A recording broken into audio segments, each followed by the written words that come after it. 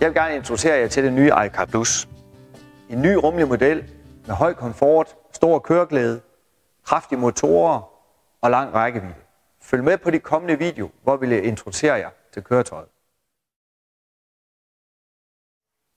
iCar Plus leveres blandt andet med følgende standardudstyr.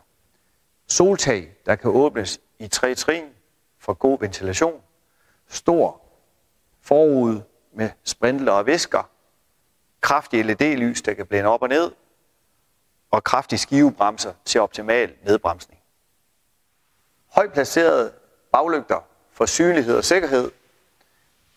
Bagrude, der kan åbnes i 2 trin for god ventilation. 2 kraftige NAV-motorer på til sammen 2000 watt.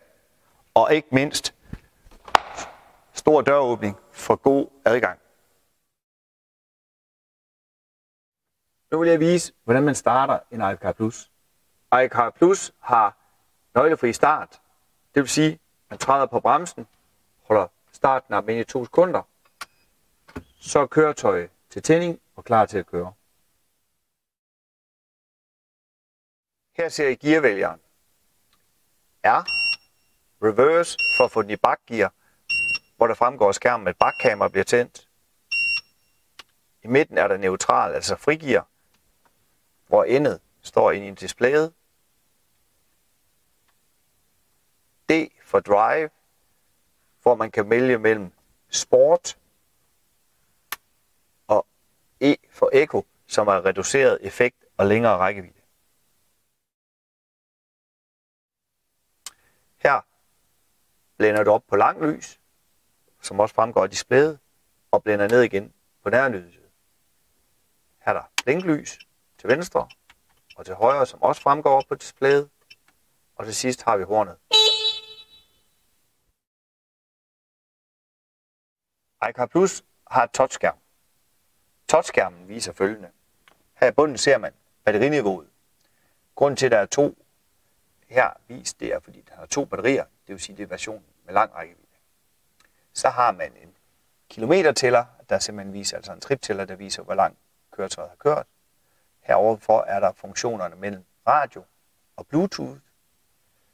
Her er der en gearindikator, der fortæller, om den er i bakgear, neutral eller klar til at køre, altså drive. Og et speedometer. Herover kan man skrue op og ned for radioen. Her ser du en estimeret rækkevidde i kilometer. Og til sidst selealarm. Her tænder man for vinduesviskeren og sprintleren. Her er der katastrofeblink. Og her tænder man for den kraftige 800 watts blæser.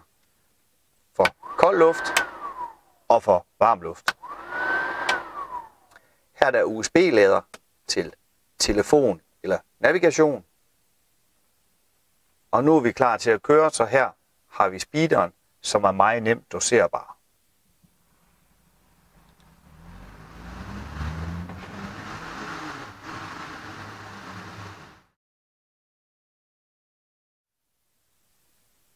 Bremsemæssigt har vi flere muligheder. Vi har styrebremsen her i højre side, der aktiverer forbremsen. Styrebremsen i venstre side, der aktiverer bagbremserne. Fodbremsen her, der aktiverer både for- og bagbremser. Og til sidst parkeringsbremsen.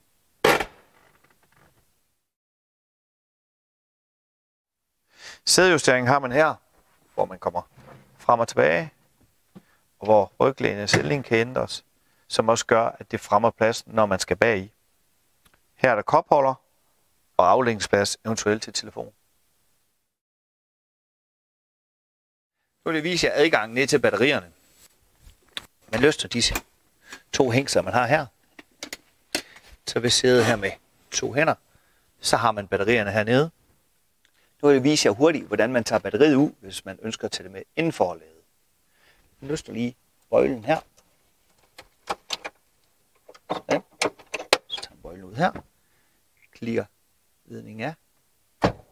Sådan der. Og så er batteriet sådan set løst. Lige til at tage ud.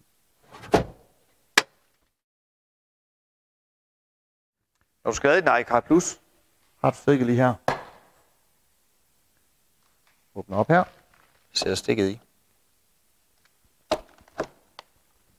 Indikatoren blinker rød, når den lader, og lyser grøn, når den er fuld opladet.